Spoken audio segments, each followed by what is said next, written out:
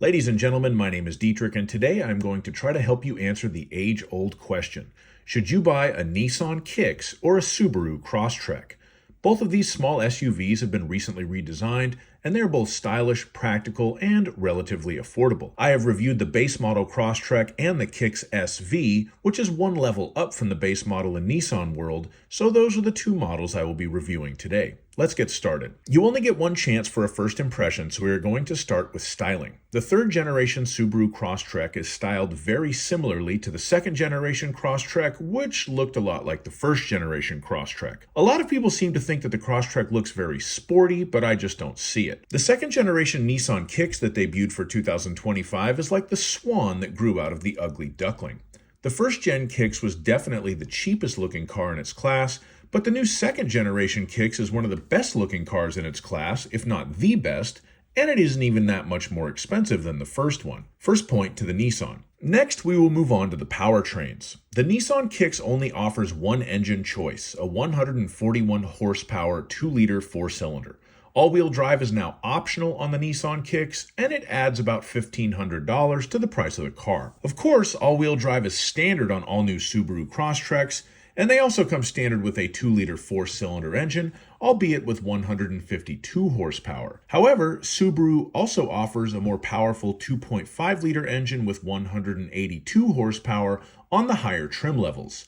CVT transmissions are the order of the day and all you can get in either vehicle. Both of the powertrains work well in these cars, but since Subaru has a little bit more powerful base engine and offers a larger displacement option, I'm giving the powertrain point to the Crosstrek. As far as space goes, the new 2025 Nissan Kicks is longer and wider than the model that preceded it, and the SV model that I drove had 29.2 cubic feet of cargo area with the back seats up and 58.5 cubic feet of cargo area with the back seats down. The Crosstrek offers a little less cargo room, with 20 cubic feet with the back seats up and 54.7 cubic feet with the back seats folded down. Combine that with the Nissan's dual-level rear cargo floor, and the Kicks gets the point for cargo space. For passenger room, it's basically a tie. I could fit my 6'5" self behind myself in both of these subcompact SUVs, so I'm going to award 1 point to each car. When it comes to interior features, again keep in mind that I am comparing the base Crosstrek to the Nissan Kicks SV, partly because those are the two that I drove, but also because they are very close to each other in price. Both of these cars are well equipped for their price, but the Kicks SV includes wireless Apple CarPlay and Android Auto, digital looking gauges, a larger touchscreen, and push-button start with a smart key system. The base Crosstrek does not have push-button start, you gotta put the old school key in, but it does include Apple CarPlay and Android Auto, but you have to plug them in to get them to work.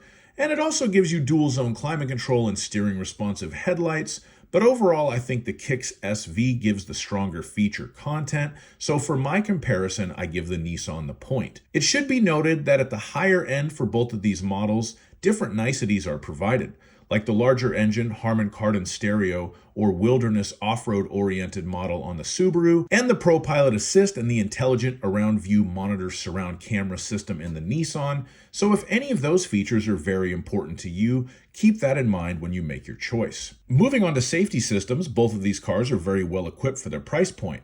The Subaru comes with EyeSight that gives you the forward collision alert, emergency braking, lane departure warning, lane centering, and adaptive cruise control.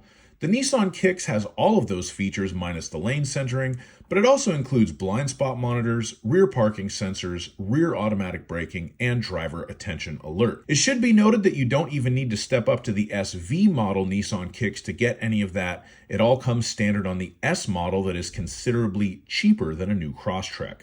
Based on all that, the Nissan gets the point for safety. The last factor I will touch on is value. As I write this during January of 2025, I would say that both of these cars are a great value because they are both priced in the mid $20,000 range, and they are both practical and enjoyable and pretty well equipped. The Nissan is the one of these cars that I like the best, and you can get a front-wheel drive S model for thousands less than a new base model Crosstrek. However, the Crosstrek is certainly more capable with its standard all-wheel drive and higher ground clearance, and offers historically strong resale value that the Nissan Kicks hasn't really demonstrated, so you may get more money for it eventually when you get rid of the car. For these reasons, I'm giving 1 point to each for value. So the final tally after all that is 6 points for the Nissan Kicks and 3 points for the Subaru Crosstrek. In reality, the two are closer than that, and the Crosstrek is still a great car that is worthy of your attention.